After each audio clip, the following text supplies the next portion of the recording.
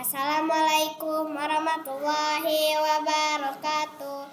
Halo semuanya, kembali lagi dengan saya Putri, kelas 5 dari SDN Ciberem, Kecamatan Pangalengan, dalam rangka mengikuti tantangan literasi Leksamberdas Kabupaten Bandung tahun 2024. Di bulan yang terakhir ini, saya akan mereview majalah Hibar Kabupaten Bandung yang berjudul MPLS di SDN Bojongmangu.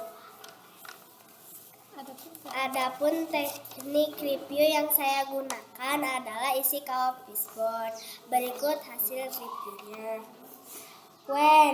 Senin 15 Juli 2024 sampai Sabtu 27 Juli 2024. Upacara adat penyambutan siswa baru di SDN Bojongmangu. Memperkenalkan lingkungan sekolah kepada siswa baru. SDN Bojongmangu, Kecamatan Pamengpeuk, Kabupaten Bandung.